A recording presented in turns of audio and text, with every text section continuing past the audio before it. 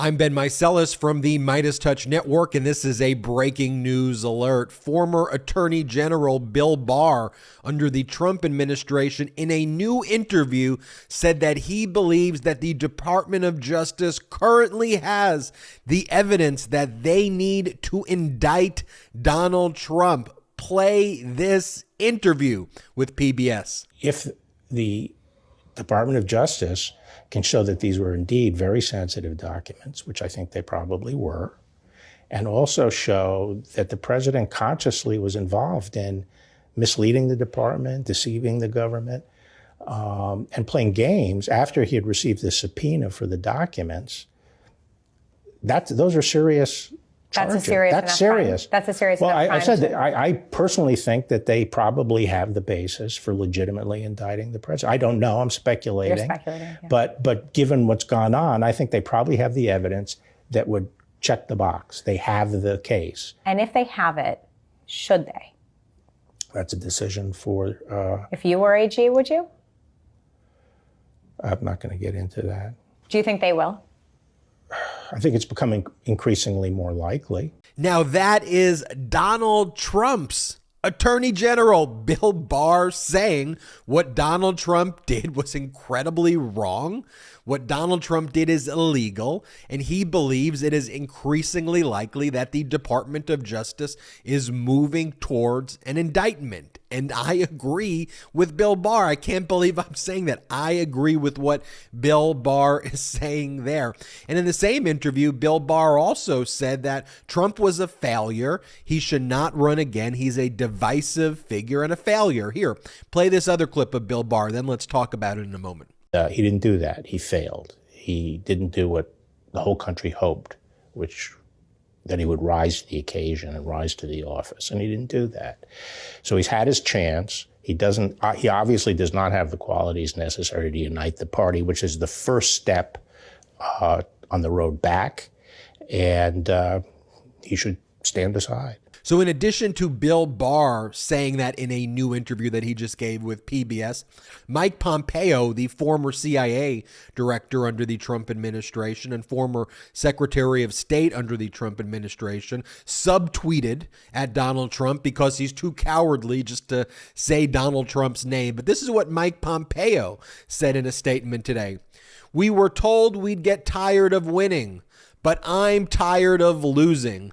And so are most Republicans." You know, Mike Pompeo is just such a coward. He can't even mention Trump by name. And then Pompeo thinks that he's going to run for president. And so he's out there now attacking Trump. But again, too afraid to call Trump out by his name there. And it's like, Mike Pompeo, you were part of the loser administration. You're one of the biggest losers out there. You literally did a deal with the Taliban to undermine the government of Afghanistan. There's photos of you like high-fiving the Taliban and setting free over 5,000 Taliban terrorists who then use their army to attack all of Afghanistan and to conquer Afghanistan. That's because of your loser actions, Mike Pompeo. Like literally everything you did as Secretary of State, everything you did as CIA director, everything you did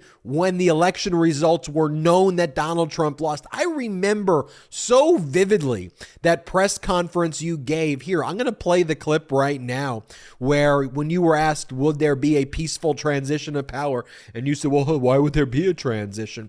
I just remember the chills down my spine when you said that after Joe Biden won in a free and fair election, and you were out there spreading the conspiracies. You were out there spreading the big lie. And that moment will always be etched in my mind, Mike Pompeo, when you betrayed the nation that day, frankly, every day before that. But that moment was really when I was like, oh my gosh, they're really planning a coup.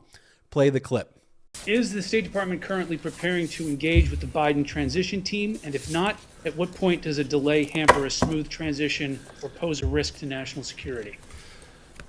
There will be a smooth transition to a second Trump administration.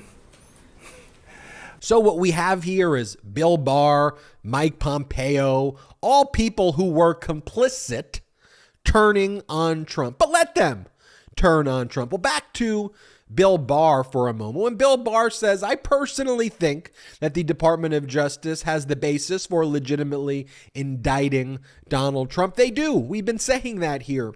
And also, one of the things I want to highlight here, and you should watch the MeidasTouch Network live broadcast after it was announced by Attorney General Merrick Garland that he would be appointing a special counsel to continue the criminal investigation into Donald Trump for stealing government records and obstruction there too, and Donald Trump's involvement in the January 6th insurrection and in obstructing the transfer of power, obstructing a free and fair election, and all of Donald Trump's criminal conduct trying to interfere with the transfer of power. So we will keep you posted here on the MeidasTouch Network, but these legal analysis videos that we're doing here, it's going to be heating up, folks. It's going to be heating up. Look, the same way before the midterm elections, we were showing you the data. What were we doing here at the MeidasTouch Network? We weren't just speaking in sound bites and bringing people who just want to hear their voices. No, we brought in Simon Rosenberg. We brought in Tom Bonnier, the people who were going through the data, who knew there wasn't going to be a red wave. And all I could do then is what I'll do now. I showed you the data then, and I said, here's what the data is. Do I know that there may be this magical red wave tomorrow? I don't know, but here's what the data is. Same thing here when it comes to the indictment of Donald Trump. Here's the data. Jack Smith, if you look at the data objectively, it is a data point that we are moving closer to a prosecution of Donald Trump. It isn't a delay. There is not going to be any additional delay because of that. And that's what Jack Smith said. It's just not, that's not what's going to take place. Jack Smith is going to take it over, be able to make an independent decision.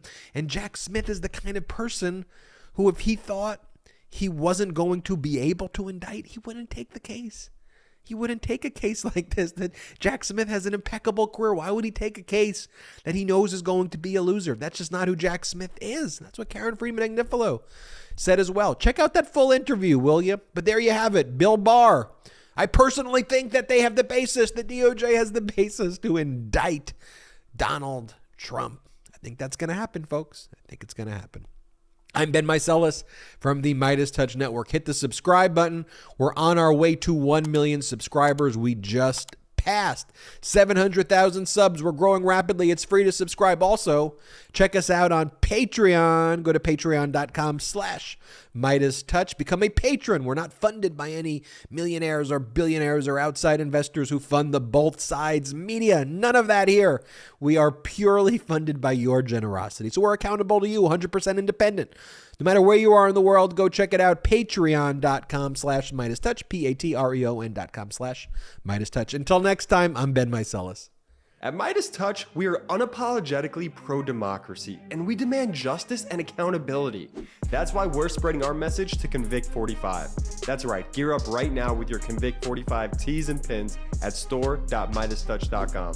That's store.MeidasTouch.com.